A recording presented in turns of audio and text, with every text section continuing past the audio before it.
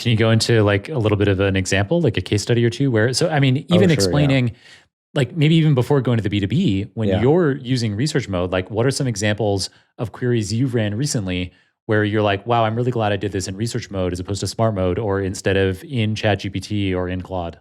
100%. Yeah. Well, this will be revealing of my daily life as well as, one of my secrets, but I'll regularly use our research mode before I meet any customers.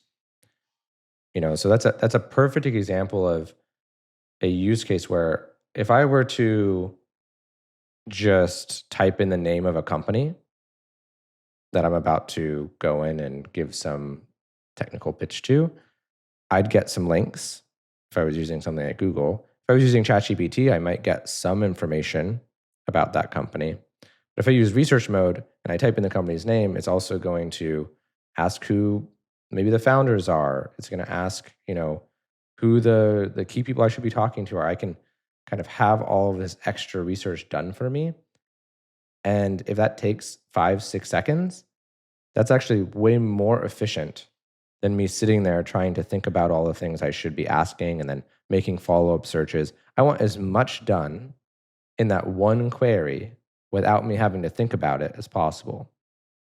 And so then that translates into some of the B2B use cases we're working with, maybe biotech companies, VC firms, things like this, where you actually start seeing the queries change. So one company we've been working with called Elucidata, they have a lot of researchers who are sifting through millions of research reports, PDFs, and CSVs for clinical trial data associated with those research reports. And they're literally trying to figure out what is the next best experiment I could run, to get rid of cancer or something like that. It's a lot of data to understand for like one human mind to understand. And if you wanted to ask a question now of our solution for Elucidata, it's basically like going to a research mode for them over their data and the public web data.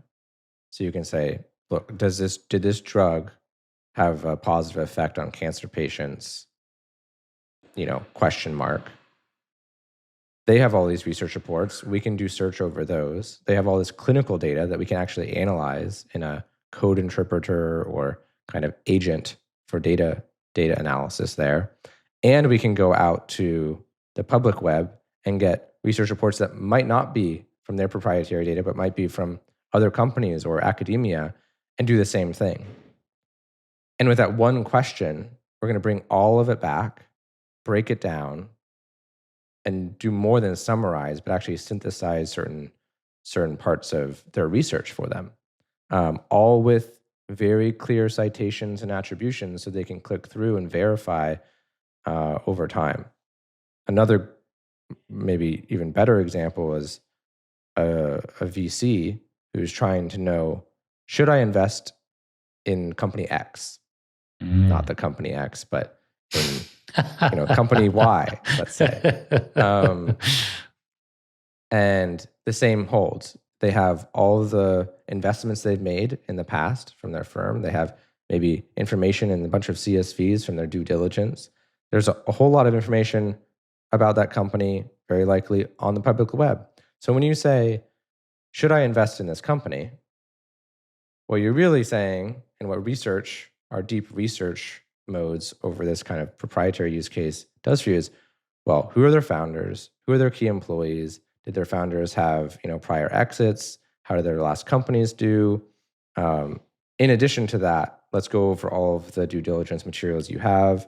Does this fit into your previous investments that were successful? Of the ones that were not successful, if it looks like them, why weren't they successful? Because again, we're optimizing for comprehensiveness. And those responses, they might take a minute.